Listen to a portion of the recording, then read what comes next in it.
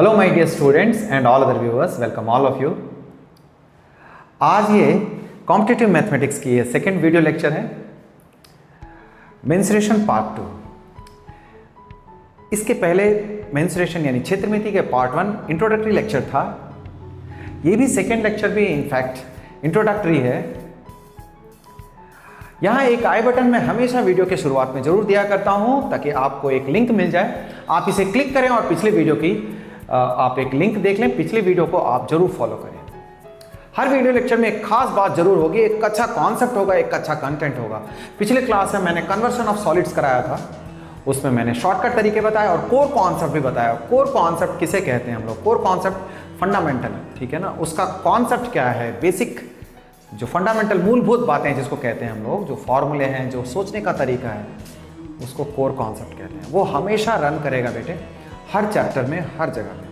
थोड़े थोड़े फॉर्मूले एडवांस होते हैं, ट्रिक्स नए नए बनते हैं, लेकिन कोर कॉन्सेप्ट सेम रहेगा। तो चलिए आज हम लोग मेंसुरेशन पार्ट 2 करते हैं। आप वीडियो लेक्चर को देखने के बाद कमेंट जरूर करना और मेरे साथ पूरी वीडियो लेक्चर को फॉलो करें लास्ट तक। आपको बहुत अच्छा लगेगा, बहुत कुछ आपको सीखने को मिलेगा और मेरा दावा है कि आपको बहुत सारे कॉन्सेप्ट्स नए दूंगा और फंडामेंटल आपके क्लियर होते रहेंगे। तो चलिए क्लास शुरू करें। पहला क्वेश्चन आप देख सकते हैं, फर्स्ट क्वेश्चन को आप पढ़ें जरा।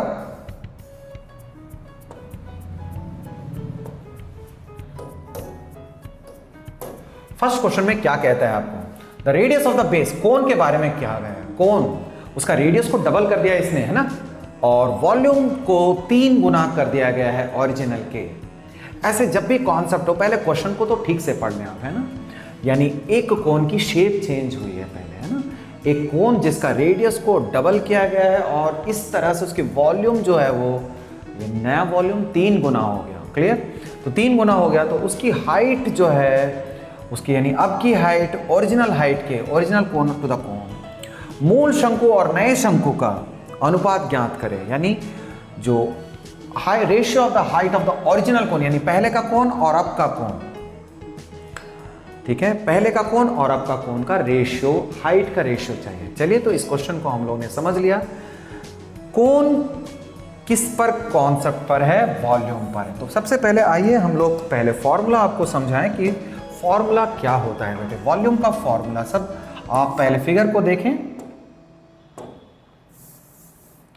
आप देखते हैं पहले कोन जो है इस तरह का होता है बेटे, शंकु जिसको कहते हैं। ये r इसकी त्रिज्या है ना, r त्रिज्या और हाइट है। तो v वॉल्यूम जो होगा 1/3 पाई r स्क्वायर। ठीक, पहले आप बेसिक समझें, फिर हम लोग शॉर्टकट को उसी में इंक्लूड करेंगे। v = 1/3 पाई r स्क्वायर। ये अप्लाइड फॉर्मूला बेटे वॉल्यूम का। किसी शंकु का आयतन निकालना हो तो ये 2 चीज़ों की जानकारी जरूरी है। तो अब क्या है, इसी के पहले कोन कुछ और था, अब कोन कुछ और है। उन दोनों के हाइट में आपको कंपैरिजन चाहिए।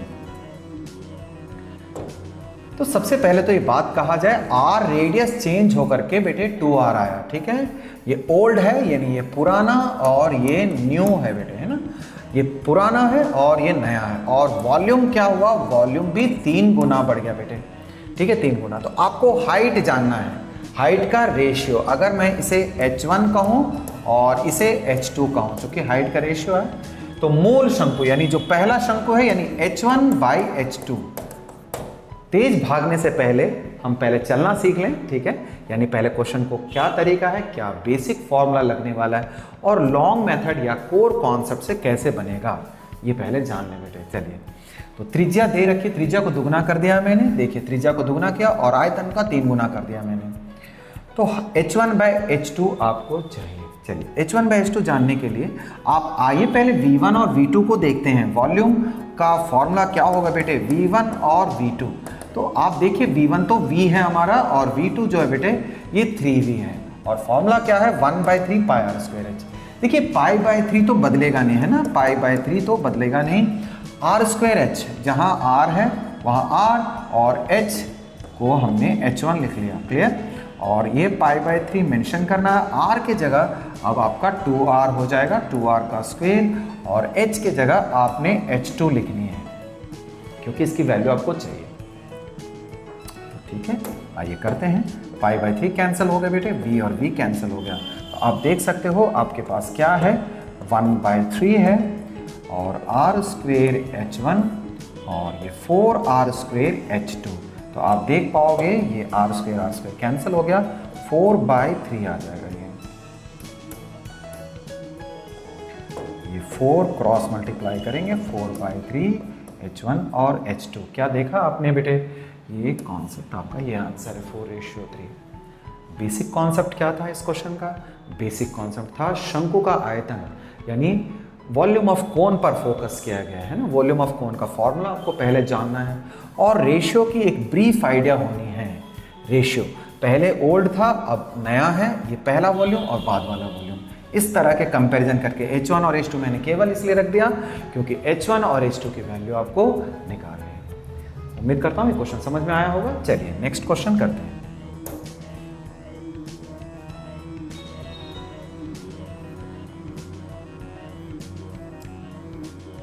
सेकेंड क्वेश्चन को आप देखिए, lateral surface area of cylinder, पार्श्विक पृष्ठ क्षेत्रफल, पृष्ठ क्षेत्रफल बेटे, ठीक है। पृष्ठ क्षेत्रफल का सेंस ये है कि पार्श्विक पृष्ठ क्षेत्रफल, लेटरल सरफेस एरिया किसके बेटे? सिलेंडर के बारे में डिस्कस करें, ठीक है। तो सिलेंडर पहले कैसा होता है, सिलेंडर के बारे में आप जानकारी कर लो। सिलेंडर इस तरह का शेप हो गया बेटे, सिलेंडर की ये शेप होती है ना।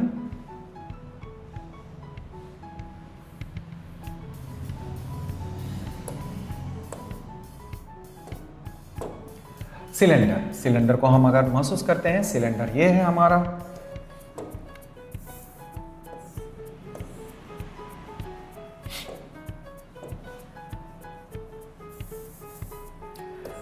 दिस इज द सिलेंडर, ये सिलेंडर है बेलन, ठीक है। बेलन में दो चीजों की जरूरत होती है, रेडियस और हाइट की बेटे, है ना। ये रहा रेडियस और ये हाइट। कहता है पार्श्विक पृष्ठ क्षेत्रफल दे रखा है यानी लेटरल सरफेस एरिया। तो हम जरा समझ लें लेटरल सरफेस एरिया किस चीज़ को कहते हैं बेटे। जैसे ग्लास देखते हो, बोतल देखते हो आप, तो बाहरी क्षेत्रफल लेटरल सरफेस एरिया इस तरह की चीज़ को कहते हैं। सिलेंडर देखते हैं, सिलेंडर का जैसे बेलन, बाहरी क्षेत्रफल जिसको हम छू सकते हैं उसको कहते हैं वक्र पृष्ठ क्षेत्रफल है, ठीक है। यानी साइडों वाली, ऊपर फ्लैट होता है बेटा, सर्कुलर, ठीक है, वृत्त के शेप का होता है, उसे इग्नोर करना है क्योंकि पार्श्विक पृष्ठीय क्षेत्रफल कहता है वक्र पृष्ठ क्षेत्रफल। इतना दे रखा, साइड की क्षेत्रफल दे रखी है और उसकी ऊंचाई दे रखी है बेटे 7 सेंटीमीटर, ठीक है। ऊंचाई गिवन है हमें, ऊंचाई। तब आपको जो है उसका आयतन ज्ञात करना है। तो चलते हैं आयतन निकाल लेंगे हम लोग। कैसे? देखिए हाइट हमें पता, अब जो है पृष्ठ क्षेत्रफल का मतलब क्या हुआ? पृष्ठ क्षेत्रफल का फॉर्मूला क्या होता है बेटे? 2πRh। अगर हम लोग फॉर्मूले देखने की बात करते हैं, पृष्ठ क्षेत्रफल होता है 2πRh। तो वैल्यू कितनी दे रखी है? 352 इज इक्वल्स टू 2। पाई की वैल्यू 22/7 r रेडियस हमें नहीं मालूम, त्रिज्या नहीं दे रखी, हाइट दे रखी है बेटे 7 यूनिट दे रखा है, ठीक है ना, 7 यूनिट दे रखा है। तो आप देखते हो 7, तो ये कैंसिल हो जाएगा, ठीक। और 11 से 11 2s आर 11 3 33 एंड 11 2, इस तरह से 2 और 2 4 है, तो ये कैंसिल हो जाएगा। इनफैक्ट अगेन तो आप देख सकते हो 4r इज इक्वल्स टू 32 है, r इज इक्वल्स टू 8 आ गया बेटे। ये त्रिज्या आ गई किसकी? बेलन की त्रिज्या आ गई। अब हमें आयतन निकालना, ये बहुत आसान काम है, ठीक है। बेलन का जो आयतन होता है यानी सिलेंडर का जो सर्फ एरिया वॉल्यूम हो जाएगा बेटे, volume is equals to πr²h। Clear? Pi 22/7, radius निकल गया, 8 का स्क्वेयर, 8 × 8, हाइट आपको 7 दे रखी है 7, तो ये 7 से 7 कैंसिल हो जाएगा, ठीक है। और आपके पास जो आंसर है आप देख पाओगे, ठीक है। व्हाट वी हैव 22 × 64, तो 2 4s are 8, 2 6s are 12, 1 2 8 है, 8 0 4 1 408, तो 1408 आप देख सकते हैं हमारे पास एक आंसर मौजूद है 1408। क्या था क्वेश्चन में? लेटरल सरफेस एरिया गिवन था, यानी आपको एक फॉर्मूले की जानी है, यानी हर मतलब कि हर डायमेंशन का बेटे, हर एक तरह का ऑब्जेक्ट का, चाहे वो बेलन हो, शंकु हो, कोन हो, ठीक है, या सिलेंडर हो बेटे, ट्रेपेजियम हो, प्रिज्म हो, हर किसी का एक इमेजिनेशन होना जरूरी है। अगर आप 3 डायमेंशन में सफल होना चाहते हैं तो आपको उस चीज़ को दिमाग से इमेजिन करना पड़ेगा, कल्पना करना पड़ेगा, और किस सरफेस के बारे में बोल रहा है, ठीक है ना। सिलेंडर है तो सिलेंडर का पूरा फॉर्मूला आप जानते हैं, लेकिन उसे नहीं लगाना, ठीक है, उसे नहीं लगाएंगे जब तक नहीं कहा जाता। संपूर्ण क्षेत्रफल कहेगा तो तब हम पूरा लेंगे। अब जैसे पार्श्विक क्षेत्रफल बोला है तो पार्श्विक क्षेत्रफल, दोनों के फॉर्मूले अलग अलग याद रखने हैं। आप अलग अलग याद रखते समय आप ये भी देखोगे कि पार्श्विक क्षेत्रफल का क्षेत्रफल इतना होगा और संपूर्ण का इतना, यानी जो ऊपर और नीचे की वृत्त जो जोड़ी गई है उसका कितना होगा। आई मीन टू से, यानी ऊपर का सर्कल 1 हो गया पाई आर स्क्वायर और नीचे का सर्कल यानी दोनों मिला करके 2 पाई आर स्क्वायर होता है बेटे। और जो सिलेंडर का जो होगा वो 2 पाई आर एच। देखिए आपको इस तरह की जानकारी होनी चाहिए। बेलन का जब आप सरफेस एरिया बोलते हो तो ये टोटल सरफेस एरिया है और इससे बनता है बेटे 2 पाई आर, कॉमन लोगे आर प्लस एच, जो कि बुक्स वगैरह में लिखा रहता है, आपने ऐसे याद कर रखा होगा। लेकिन आपको इनकी अलग अलग समझ होनी चाहिए। नहीं आपने सोच लिया पार्श्विक का याद कर लेते हैं अलग और बेटे संपूर्ण याद कर लेते हैं, नहीं ऐसा नहीं होगा। अगर आपको ग्लास का दे दिया जाए तब ग्लास का दे देंगे तो पार्श्विक ले लेंगे और उसका नीचे का पेंदी का बॉटम का ले लेंगे बेटे, तो यानी 2 pi R H plus pi R square. आपको बात समझ में आ रही है? यानी आपने ये देखना है बेटे कि आपको क्वेश्चन में क्या दिया गया है, ठीक है ना। अगर इसी बोतल को अगर हम किसी सतह पे अगर आपको चिपका देते हैं, ठीक है, एक बोतल सतह पे चिपका देंगे तो आप उसका पेंदी तक नहीं पहुंच सकते, उसके पेंदी तक नहीं पहुंचेंगे। यानी आपको क्षेत्रफल देखना है कि बाहरी क्षेत्रफल और ऊपर का लेना है, यानी ये क्वेश्चन पे डिपेंड करता है। यानी इतनी बात तो तय है कि पेंदी तो होगी नहीं। क्लियर? तो इन बातों का ध्यान रखना है आपने। अगला क्वेश्चन लेता हूं मैं, नेक्स्ट क्वेश्चन। आप देख सकते हैं सारे क्वेश्चन बोर्ड्स में, यानी कि आई मीन अलग अलग एग्जामिनेशंस में आ रखे हैं, सारे सीजीएल वाले क्वेश्चंस हैं। इस क्वेश्चन में हमने करना क्या है, नेक्स्ट क्वेश्चन में ये बात कही गई है कि डायमीटर यानी किसी शंकु के आधार का व्यास 42 सेंट। देखिए व्यास देकर के आपको हमेशा फंसाएगा ये। आप हमेशा किसी भी क्वेश्चन में डी का इस्तेमाल नहीं करते हैं हम रेडियस लगाते हैं। जो भी फॉर्मूले दिए रहते हैं बुक्स वगैरह में, यानी आपने जो भी याद किया होगा रेडियस में याद किया होगा बेटे, और क्वेश्चन में हमेशा डायमीटर दिया रहेगा। तो आप दो चीज़ों का जब भी मेंसुरेशन पढ़ते हैं, चित्रमिति पढ़ेंगे, तो आप दो चीज़ों का बहुत ध्यान रखेंगे बेटे।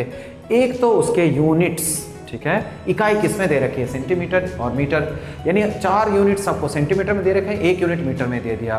तो आप हमेशा ध्यान रखना कि सबको एक में करना है, यानी सबको सेंटीमीटर में करें या सबको मीटर में करें। दूसरी बात यह है, तो खैर 42 सेंटीमीटर इसका व्यास दे रखा है शंकु के आधार का। तो सबसे पहले शंकु के बारे में हम लोग जान लें बेटे। शंकु इस तरह का ऑब्जेक्ट हो गया बेटे, ठीक है, ये शंकु है ना।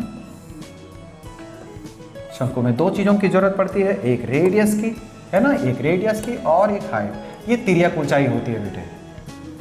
ये चीज़ें इस तरह से देखते हैं हम लोग। तिर्यक ऊंचाई के लिए फॉर्मूला होता है L स्क्वायर बराबर h² प्लस R स्क्वायर होगा।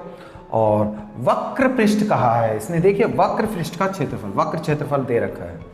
तो आते हैं हम लोग क्षेत्रफल के बारे में बात करने के लिए, ठीक है।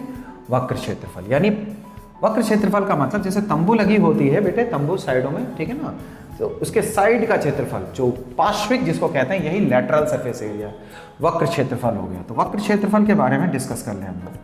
वक्र क्षेत्रफल जो है वो दे रखा है, कर्व्ड सरफेस एरिया, उसको सी एस ए बोलते हैं हम लोग। सी एस ए क्या होती है बेटे, पाई आर एल होता है, पाई आर एल।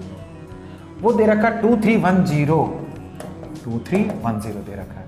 और पाई 22/7 रेडियस, रेडियस कितनी है बेटे, आधार 42, व्यास जो है वो इतनी दे रखी है, तो 21 cm हो जाएगा, 21 सेंटीमीटर। एग्री? और एल हम नहीं जानते, एल निकाल लेंगे।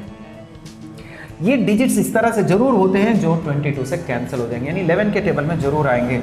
अगर आप 22 से ही कैंसिल करना चाहते हो, 22 1 सा 22, 110 5 टाइम्स जाएगा, बट एक चीज का ध्यान रखें, 105 लिखना होगा आपको।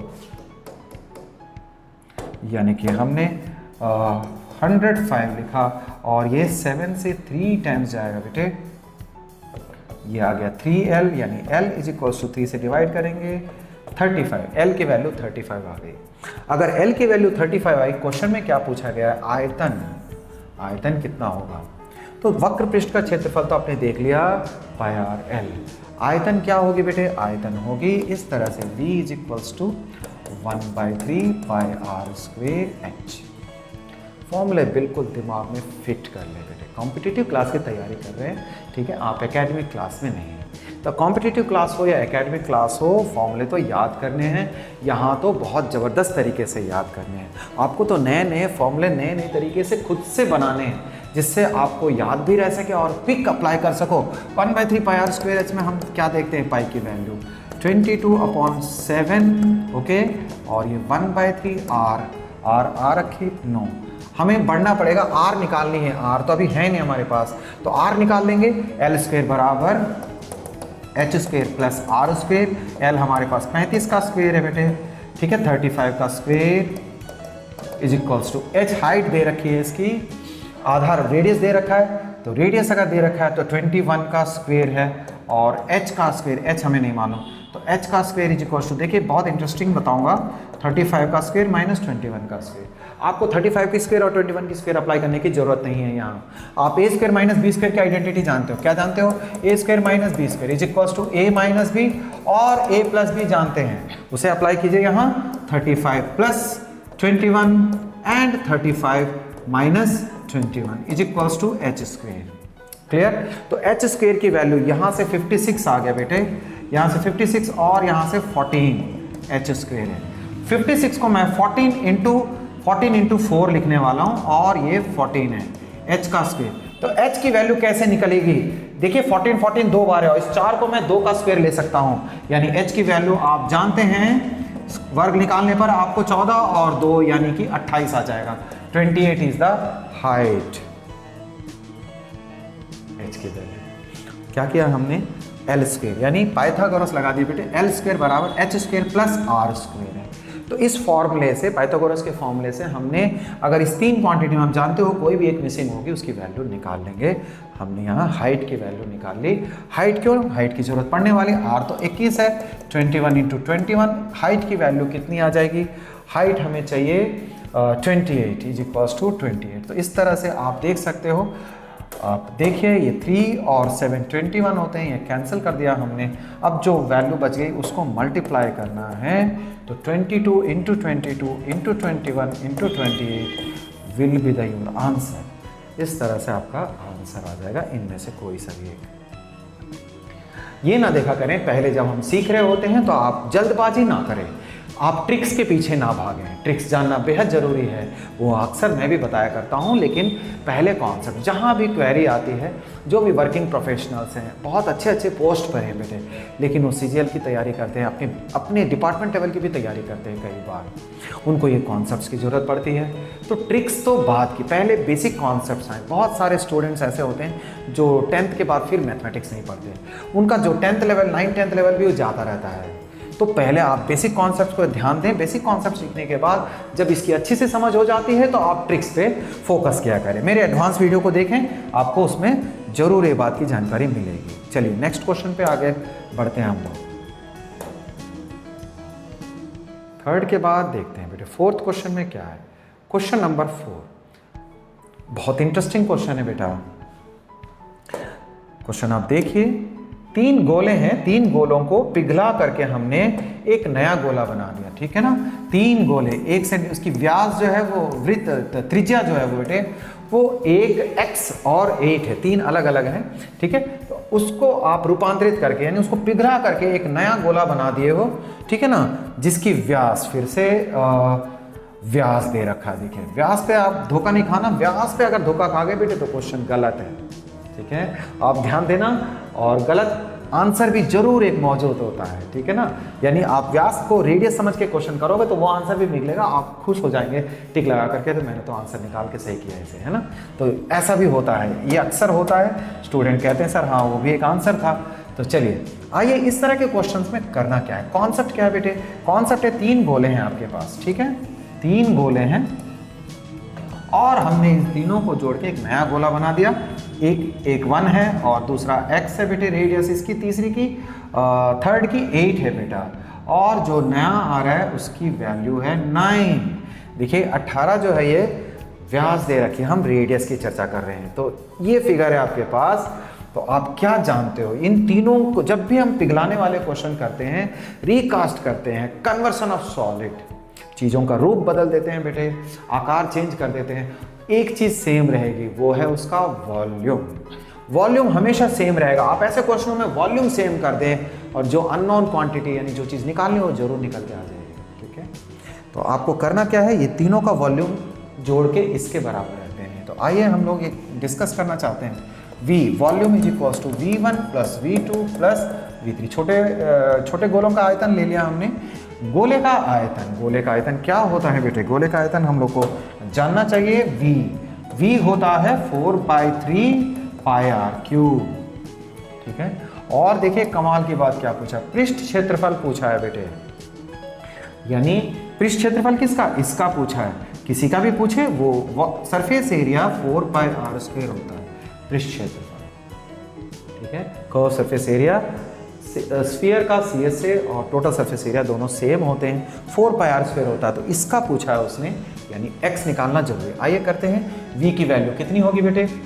v पहले तो हमने बात करनी है, v को सॉल्व कर लेंगे। चलिए, इसमें अगर हम बात करें 4/3 पाई r का क्यूब, बड़े वाले का, सब में 4/3 पाई आएगा, तो मैं कॉमन ले लेता हूँ। आप कह सकते हो R1 का क्यूब, R2 का क्यूब एंड R3 का क्यूब। ये वर्किंग फॉर्मूला है बेटे। तो इस तरीके से 4/3 हमेशा कटेगा। आप हमेशा इस चीज़ को अप्लाई कर सकते हो, यानी आप आगे के क्वेश्चन में जानकारी रख करके, ठीक है, ये कोई फॉर्मूला तो है नहीं, बट इस तरह के फॉर्मूले आप खुद बनाओगे। यही होते हैं शॉर्टकट, यही होते हैं ट्रिक्स थोड़े बहुत। ठीक है, आइए तो इसकी वैल्यूज आप पुट कर दीजिए। सारी वैल्यूज हम जानते हैं। We will put the values. r का क्यूब यानी 9 का क्यूब है, एक 1 का क्यूब हो गया, एक x का क्यूब है और एक 8 का क्यूब है। तो 9 का क्यूब आपको 81 इंटू 9, 9 1 9 और 72, 729। तो ये 729 आ गया। 1 प्लस x का क्यूब ये 512 होता है। तो इस तरह से x का cube is equals to 729 minus में 513, इसको लेस कर देंगे तो आप देखोगे ये 6 है, 1 और 2, यानी x cube is equals to x का क्यूब इज इक्वल्स टू 216 है। बहुत अच्छे से जानते हैं हम, ये 6 का क्यूब होता है बेटे, x की वैल्यू 2166 का क्यूब होता है, यानी ये x इज इक्वल्स टू 6 आ गया। तो इस तरह x की वैल्यू अगर 6 आ गया तो ये क्वेश्चन सॉल्व हो गया, क्योंकि x की वैल्यू 6 आने के बाद अब मेरे पास क्या है, एरिया निकाल लेंगे बेटे। एरिया कैसे? Area is equals to 4 pi r x की वैल्यू कितनी है? 6 है, तो 6 का स्क्वायर है 36 इंटू 4 यानी 144 पाई। पाई में पूछा गया है तो आपके पास ये आंसर हो गया 144 पाई। Conversion of solid. ठीक है, तो जब भी कन्वर्सन ऑफ सॉलिड करें तो एक बात का ध्यान रखें, जो भी ऑब्जेक्ट्स हैं उनका वॉल्यूम को सेव करना है। पिछले वीडियो में भी, पिछले वीडियो में, लास्ट वीडियो में आप देखना बेटे, लास्ट वीडियो में भी ऐसे 2 क्वेश्चन मैंने कराए हैं, बहुत इंटरेस्टिंग है, बहुत अच्छी जानकारी होगी आपको। चलिए नेक्स्ट क्वेश्चन, लास्ट क्वेश्चन, ये देखिए 5th क्वेश्चन है, ये भी काफ़ी अच्छा क्वेश्चन है। क्वेश्चन को आप पढ़ें, क्वेश्चन को ठीक से पढ़ना एक बहुत इंपॉर्टेंट एस्पेक्ट होता है कॉम्पिटिटिव लेवल के क्लासेस में। ठीक है बेटे, जल्दबाजी रहती है, जल्दी आंसर करना है, ट्रिक्स याद आते हैं, है ना, तो असली चीज़ भूल जाते हैं बच्चे। कोर कॉन्सेप्ट का मतलब आपको क्वेश्चन में क्या पूछा गया है, मेथड लॉन्ग हो शॉर्ट हो, बात वो नहीं है। आपका टाइम जाया होता है आपके गलत करने से, आपके डरने से, आपके पजल होने से आपका समय जाता है। ठीक है ना, आप चीज़ों को कूल माइंडेड होकर 1 बाय 1 करें बेटे, तो सिलेक्शन आपकी होगी, है ना। तो आप इस चीज़ को हौसला रख करके, पूरे कॉन्फिडेंस के साथ, 100% ट्रस्ट करके जब भी कोई काम करेंगे तो निराशा कभी ना हाथ लगने का, है ना। आप trust yourself and trust only yourself बेटे। हम लोग तो आपको हेल्प करते हैं, आपको गोल तक पहुंचाने में थोड़ा मदद करते हैं। ठीक है, आपको ये मदद लेनी है और पूरी तरह से भिड़ जाना है। तो चलिए आप देखें, क्या देखते हैं, ठोस लकड़ी का घन है, एक मतलब एक सिलेंडर है ये, सॉरी सिलेंडर हम काट के निकाल रहे हैं, किससे? घन से बेटे। ठीक है, सिलेंडर हम काट के निकाल रहे हैं। देखिए कहता है एक सर्कुलर सिलेंडर है, उससे आपको एक सिलेंडर, बड़ा सिलेंडर काट के निकालना है। तो देखना है हम लोग, ये क्वेश्चन अच्छा क्वेश्चन है। क्यों अगर आपको एक फिगर बताता हूँ, देखिए ये क्यूब है ना, ये क्यूब है और इस तरह से ये क्यूब है, ये ज्वाइन किया मैंने, ठीक है बेटा, ये क्यूब है। अब इसके अंदर मैं एक सिलेंडर डालना चाहता हूँ जो बड़ा सा हो, तो सिलेंडर की शेप तो ऐसी होगी, है ना, इस तरह से सिलेंडर की शेप ऐसी होगी। तो आप सबसे बड़ा सिलेंडर तब कर पाओगे जब उसका बाहरी वृत्त यानी ऊपरी जो मुंह है उसका, वो स्क्वायर के चारों तरफ को टच करता हो। यानी आपने सिंपली एक चीज जाननी है, सिंपली एक चीज जानना है, यानी आपका जो ऑब्जेक्ट है वो ऐसा ऊपर से देखने पे, और आपका जो वृत्त है यानी सर्कुलर पार्ट है वो इसको टच करता रहेगा, तब उसका मैक्सिमम मतलब कि वॉल्यूम जो है कट के बाहर निकलेगा। आपको ये हिस्सा काट के बाहर निकाल देनी है, तो जितना बचा हुआ पार्ट है वो पूरे का कितना परसेंटेज है ये कहता है। काफ़ी इंटरेस्टिंग क्वेश्चन है, चलिए देखते हैं इसको, इस क्वेश्चन को करते हैं हम। सबसे पहले हम V1/V2 यानी कि लकड़ी के मूल घन का आयतन का कितना प्रतिशत है, शेष बची हुई लकड़ी यानी बचा हुआ हिस्सा कितना है। तो सबसे पहले V1/V2 अगर हम देखना चाहते हैं, वॉल्यूम ऑफ सिलेंडर, ठीक है, बेलन का, divided by volume of cube, cube का वॉल्यूम ले लेंगे बेटे, ठीक है, घन का। तो V1/V2 इसका वॉल्यूम कितना होगा, अब इसको समझने की बारी है, ठीक है। अगर इसको साइड, अगर घन का साइड को x मानते हो बेटे, घन का साइड अगर x मानते हैं, ठीक है, अगर इसकी साइड को x मानते हो, मान लो इसका साइड x है, तो ये त्रिज्या कितनी हो जाएगी, क्योंकि पूरी व्यास जो है वो x होगी बेटे, ये और ये लेंथ सेम होगी, तो आपका जो त्रिज्या है यानी रेडियस है वो सिलेंडर का x/2 होगा। मोर ओवर इसकी जो हाइट हो जाएगी बेटे वो घन के साइड के बराबर होगा, वो x है ऊंचाई इसकी। यानी कहने का मतलब क्या हुआ, जब वॉल्यूम ऑफ सिलेंडर आप लिखते हो बेटे, तो वॉल्यूम ऑफ सिलेंडर का फॉर्मूला क्या है, πr²h, और क्यूब का लिखोगे तो घन का लिखते हैं तो a³ हो जाएगा। तो पाई r क्या है हमारा रेडियस, x/2 का स्क्वायर, और h कितनी है बेटे, हाइट कितनी हो जाएगी, x हो जाएगी, इस तरह से, और घन का आयतन कितना हो जाएगा, x³ हो जाएगा। आप नोटिस कर सकते हो पाई के बदले में 22/7, x² और x मिलके ये क्यूब हो गया बेटे, और नीचे 4 आ गया और ये x³ है। वी कैन सी दैट ये x³ कैंसिल हो जाएगा, और ये 2 11 और ये 2 2 है ना। तो आपके पास चीज़ क्या निकल के आई है, ये 11/14 आ गया बेटे, ये V1/V2। क्वेश्चन समाप्त हो गया, क्वेश्चन फिनिश हो गया। क्यों, क्योंकि आप देखिए ये वॉल्यूम है हमारे पास 11/14 है, 11/14। ये 11 क्या है बेटे, ये बेलन है ना, ये बेलन है, और ये घन है। घन इतना था, बेलन ने 11% ऑक्यूपाइड कर लिया, 11 हिस्सा आउट ऑफ 14 आपका घन हो गया और 11 आपका बेलन हो गया। देखिए यही शॉर्टकट है। क्या शॉर्टकट, 11 में से 14 इस्तेमाल हो गया, बचे कितने बेटे, 3/11। आप 14 में से 11 लेस कर देंगे तो कितना बचा बेटे, 3/11 शेष, यानी ये बच गया रिमेन, शेष जो बचा है वो है, और ये है घन का, ठीक है बेटे। तो आप जानते हो क्या पूछा है, शेष बची हुई लकड़ी का मूल घन के आयतन का कितना प्रतिशत है। प्रतिशत कैसे निकालते हैं, जो इतनी डिफरेंस है बेटे, है ना, लाभ हानि में हम पढ़ते हैं, परसेंटेज में पढ़ते हैं, जो प्रॉफिट या लॉस लेते हैं, जितना इंक्रीज हुआ उतना बेटे एक्चुअल इनटू 100, ठीक है। तो 3/11 को 100 से आप मल्टीप्लाई कर दे तो आंसर हो गया, क्या मतलब है, परसेंटेज जो निकलेगी 3/14 इंटू 100 है, तो 300 यानी कि 300/14 करोगे, 14 2s are 28 and 14 1s are approximate, निकटतम पूछा है उसने, तो 21% आ गया आंसर आपका ए पोर्शन है। काफ़ी गैप दे रखी है, 21 19 28 23, तो हमें जजमेंट में दिक्कत नहीं आएगी, ठीक है बेटा। अगर 22 होता तो हमें सोचना पड़ता है इसको मल्टीप्लाई करके, यानी एक्चुअली कितनी % है ये।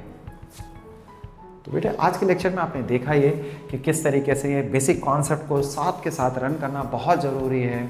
अगर 80% कोर कॉन्सेप्ट है तो 20% ट्रिक्स होते हैं। Tricks undoubtedly play a very crucial role for your selection, ठीक है। ट्रिक्स बहुत ज़रूरी होते हैं, लेकिन उनके लिए जिनको बेसिक कॉन्सेप्ट्स आते हैं, जिनको मैथमेटिक्स अच्छे से समझ में आती है, बेसिक मैनिपुलेशन क्वेश्चन करते साथ धड़ से शुरू कर सकते हैं, उनके लिए तो बेसिक कॉन्सेप्ट के साथ बेसिक पॉइंट पर फोकस कीजिए बेटे आप लोग, उसके बाद ये ट्रिक्स को अप्लाई करना। लॉन्ग मेथड भी बताना होता है, इसके लॉन्ग मेथड को भी जानना चाहिए आपको, लेकिन मैंने शॉर्ट मेथड ही बताया है ना। तो कैसी लगी ये वीडियो आपको, वीडियो लेक्चर, आप इसको कमेंट करके ज़रूर बताना और बने रहिए मेरे अगले वीडियोस को फॉलो करें। आपको यकीनन आपको बहुत अच्छे कंटेंट के साथ, अच्छी लेक्चर के साथ सारे कॉन्सेप्ट्स क्लियर कराऊंगा मैं, ठीक है। मिलते हैं नेक्स्ट वीडियो में। All the best.